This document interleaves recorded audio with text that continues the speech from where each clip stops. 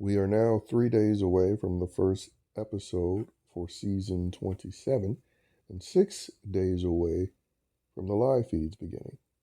And as a result, this channel will now be a Big Brother 27 channel, meaning every single upload that I make, video, short, YouTube post, or live, it'll be Big Brother. Even though I haven't done a live yet. More than likely, I'll probably end up doing a few this season. So that's that. Now, onward to Julie Chen's top 25 BB moments, a list that was recently compiled at the Entertainment Weekly. And you guessed it. At number 2, it's The Cookout. And at number 6, it's Taylor winning season 24. More pandering from Julie Chen, who, again, just like CBS, is co-signing racism as top moments for Big Brother. And especially when you're talking about Julie Chen, who had an Asian part of season 23, who from Derek and Tiffany dealt with racial insults and race-based stereotypes.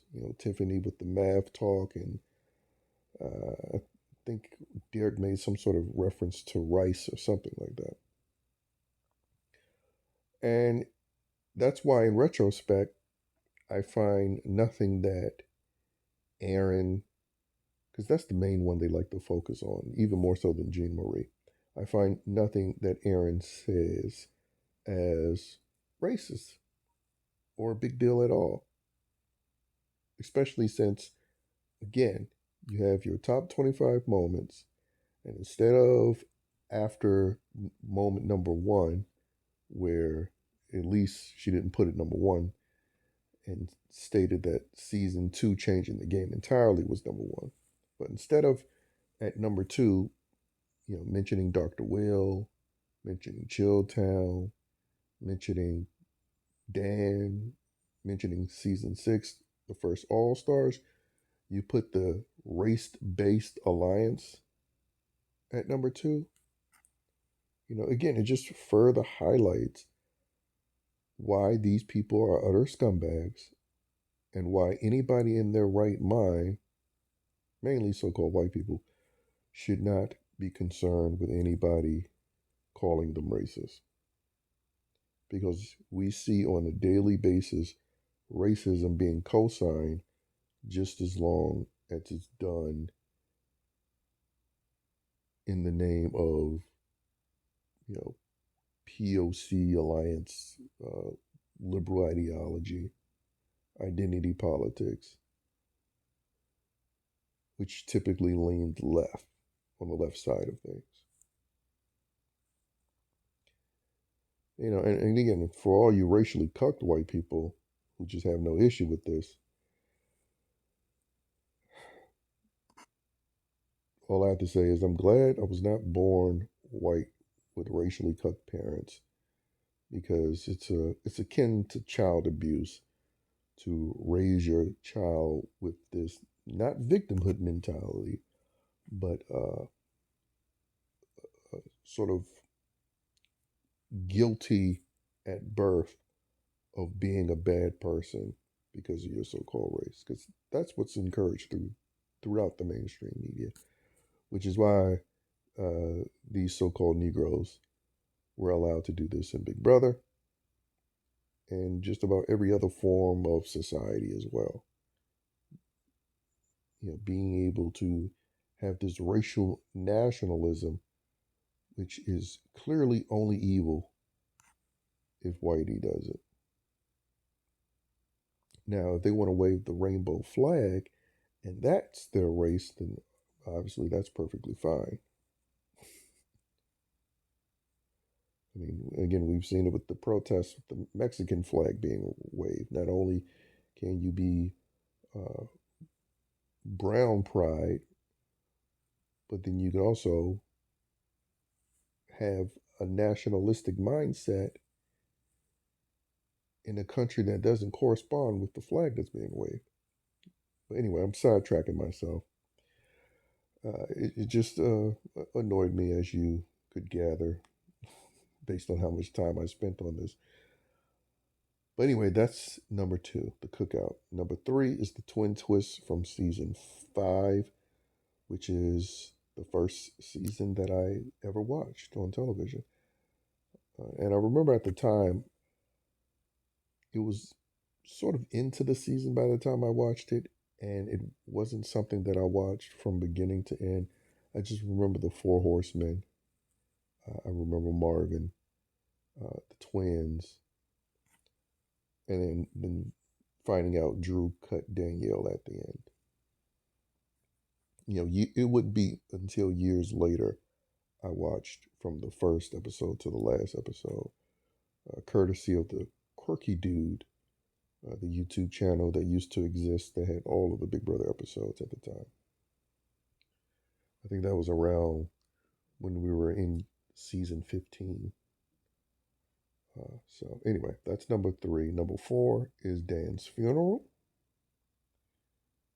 which again, it's behind the racist cookout. And then Marcella's eviction, where he made the stupid move of not using the veto. That's number five. And as I stated before, the alleged female Taylor winning season six. Again, not season six. It's at number six, season 24. A season that condemned and slandered a man, CBS production, condemned and slandered a man, Kyle, for having the audacity to try to win. But they had to have this black chick win because the black chick from season 23 that they wanted to win didn't win. And so they did even grosser things than season 23. Like season 24, even though it was like an all black season and everybody that was in that season was scared to call out the obvious, somehow season 24 one upped it and was even more gross. Because again, the treatment of Kyle, who easily could have been a more modern day, like great Big Brother player, the, the slander and condemnation and punishment for him having the audacity to play the game, all because he's a white dude. It was just an abomination, and I will always say that if this show comes to an end, it deserves to be canceled and not have an official final season because of what they did in that season alone. At number seven, Angela going crazy. Of course, they get their CBS plant in the top 10. And they specifically highlight the moment where she talks about crazy eyes. Now, imagine if Angela talked about the bug eyes of Chelsea. Think it would be accepted as comedy then? It just goes back to my point that if you're half Filipino, half white, or just half Asian, half white, you're still categorized and seen as white. And so it's okay to dish out insults towards you, which would otherwise be cast as racially insensitive. Now, me personally, I didn't have any issue with her talking about his crazy eyes. I'm just highlighting, the blatant double standards which these people live by. Anyway, number eight, Will and Boogie's diary room sessions. Oh, okay. They made it at the latter end of the top 10, but they made it nonetheless to make room for the plant and the Negro moments. Janelle at number nine, her competition dominance, specifically in season 7, is what's highlighted. Just imagine a Janelle type wouldn't be allowed to be dominant and get close to finale like she did in her previous seasons. I mean, I guess they would always just get her to the final three and she'll choke there. So wouldn't have to worry about her winning. Season 10, I mean, not season 10, at number 10 is the secret siblings twist, Nokomis and Cowboy. Season 5, once again. And, I mean,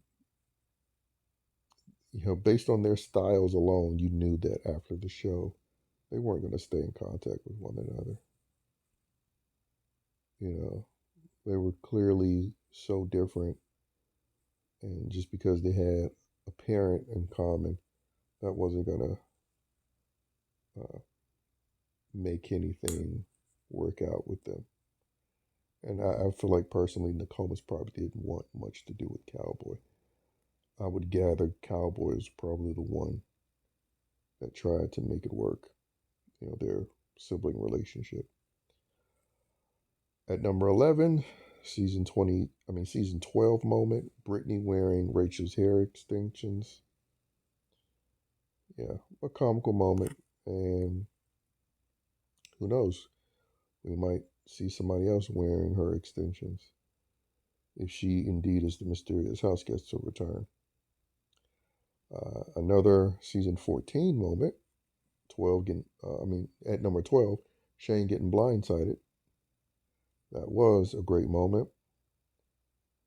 And, when you think about it, is what enabled Ian to win. But Dan was in a tough spot because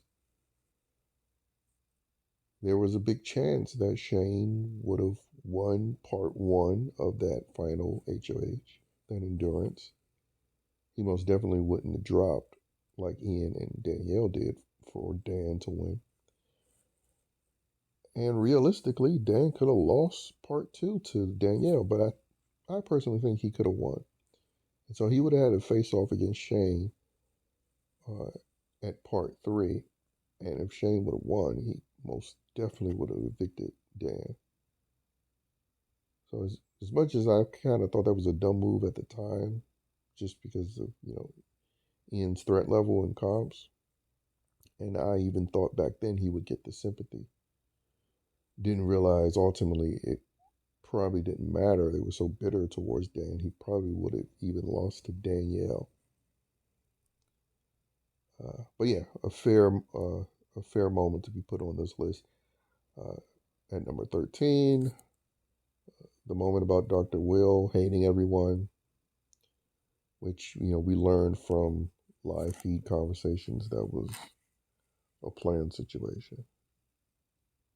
But still made a nice TV moment. At number 14, season 6, the Battle of Alliances. Yeah, one of the few times you had a legit split house.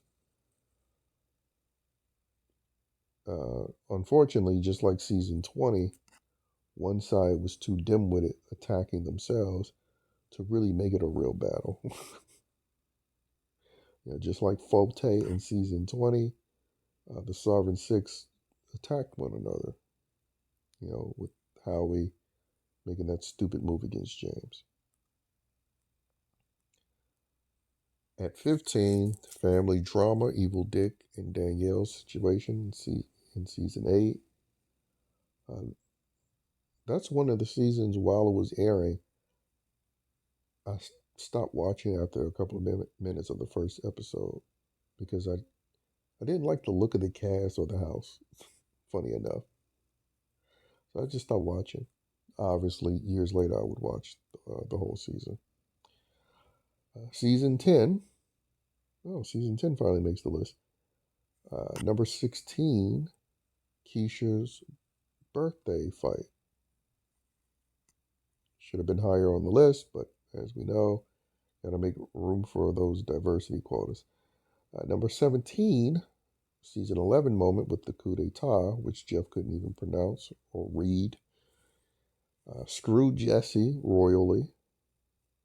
One of the few times where, the returning house guest gets screwed by production because they ended up having a new person that was very popular that they wanted to hitch their wagons to, and thus they helped out Jeff. And by way of helping Jeff, helped Jordan eventually win that season. And again, Jeff is another type in this era of BBDEI. He never would be possible. Again, and Jeff was a dude that had like sort of, testosterone, patriarchal energy. I mean, he most definitely would be not just despised by BB Twit Twat, but production would have most definitely ensured his pre-jury eviction. At number 18, we have Tucker from last season, season 26, saving Angela, and then Mackenzie saving herself through the AI arena. Now, this was the first time this move was pulled. It would be repeated several times after, even when it didn't make sense. It made sense for Tucker based on how he was behaving, even before entering the house, that he would do something like this. But them having several other players do the same thing, it just reeked of production saying, hey, let's do that again. That was great the first time. One of the few authentic moments in that season full of plants and wannabes. At number 19, Janelle's Bye Bye Bitches moment in season 6, where, following Kaser's eviction, pissed off, she was on a revenge mission, and she won the next HOH competition and evicted, I forget her name, but I do remember she was Hispanic. So, like, now that would be seen as inappropriate. A white blonde woman with revenge coming after a Hispanic Latina woman, especially in the age of pro illegals. Anyway, at number 20, Ian evicting Boogie in season 14. Now, that was a nice little moment, I have to say. One of the few, good televised moments. So that most definitely deserves to be on this list. And here's another stupid thing to be on this list. At 21, from season 25, Cerie plays everyone. I mean, again, this is the narratives based on bullshit that they like to push, suggesting that Cerie was playing anybody. More like she was a production plant who they made the season for her to win, but she was so bad, along with her dim-witted son, that she still managed to lose a season made for her to win. They gave her a super fan. They gave her her son. I mean, they kind of gave her another super fan when you think about Corey, who seriously wanted to work with her. And so, yeah, this whole Cerie plays everyone. A huge lie. All the way at number 22, again, should be higher, season 5's six-finger plan, or six-finger plan, which basically is the first backdoor, which is Nicole Coleman's HH backdooring Jace. I think it was the idea that Marvin actually came up with, but again, at number 22, the first backdoor, like the backdoor is one of the most frequently rehashed, reused things in Big Brother. Next to talk about blood on my hands, and they're gonna have it at 22. I mean, again, that's a move made by a black man if they wanted to salute that. But again, it's it's diversity on their terms that they like to honor. And on their terms, diversity usually includes something gay or something feminist. And that's what the cookout and Taylor winning represents.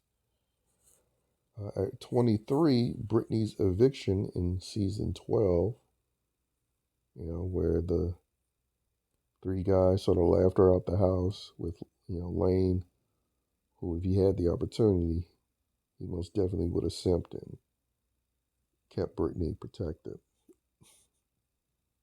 because he wanted to, I don't know, date her after the show. Another 12 moment. I think this makes 3 moments from season 12. At 24, Rachel's floaters, you better grab a life vest, where she said that to Kirsten, the eventual winner's showmans at the time.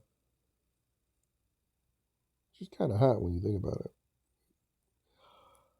Anyway, and lastly, 25, Frankie winning the BOB that Caleb opted out. And that's from season 16. So you have no moments from season 21, where there's plenty to choose from, especially with good old Jackson Mickey. Nothing from season 20, nothing from season 18 or season 17. And again, I'm naming more recent seasons that were actually good, but nothing from them. I mean, hell, you think the medical attacks back to back in season 9 would at least get highlighted.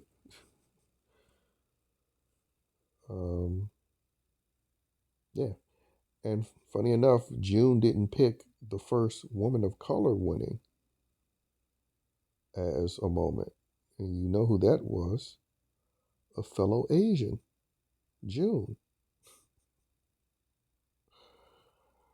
Now, again, it's not a surprise that she wouldn't choose June, because June publicly talks about Julie being a home wrecker and a bit of a slore because, Les Moonves was married when he was hooking up with Julie. But anyway, those are the moments. Obviously, you can check the link out in the description or Google search, and you can see the list for yourself. But just thought I'd go over it. But my main focus was highlighting the bullshit with the cookout and Taylor being in the top 10. Utterly ridiculous. But it also highlights that the era of BBDEI is not going anywhere until Big Brother DIEs.